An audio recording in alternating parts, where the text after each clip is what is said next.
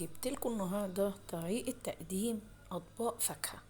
عايزة تقدمي الفاكهة بطريقة حلوة وشيك، ولو ما عندكيش كمية كبيرة وعندك من كل فاكهية واحدة ولا اتنين وعايزة تعملي طبق كبير، هتعملي بنفس الطريقة دي.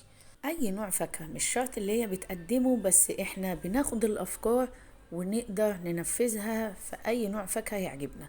عندك البرتقال، عندك السفندي، العنب، الموز، التفاح، الرمان، يعني اي حاجة.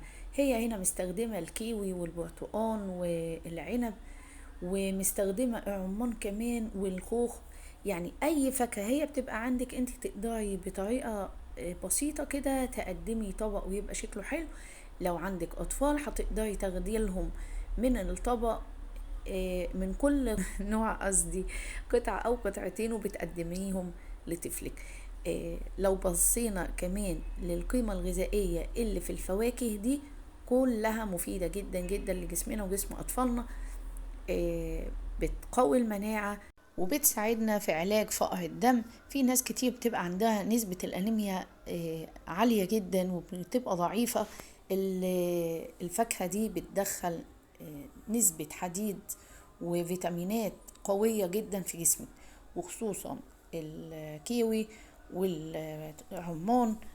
استعملي كمان العناب، البنجر، دي حاجات كتير جدا بتعالج في فقر الدم والأنيميا. تقدري تدخليهم في العصاير لأطفالنا. البنجر، العناب، اجمعيهم مع بعض، فراولة وعناب، فراولة وبنجر.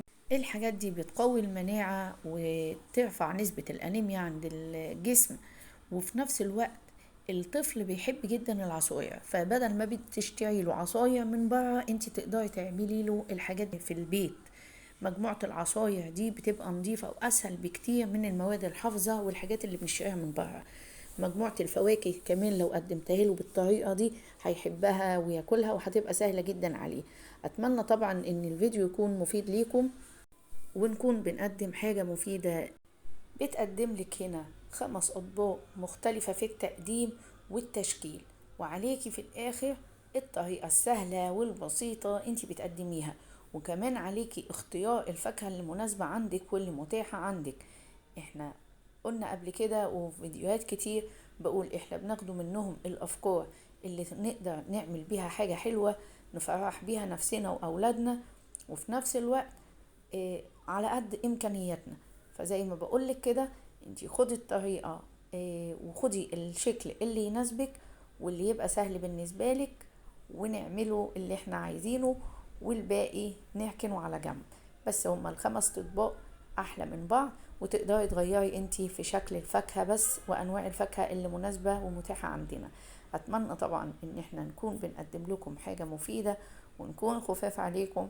وما تنسوناش في اللايك والشير وتدعموا صفحتنا. اشوفكم على خير، وما تنسوناش في اللايك والشير، والسلام عليكم.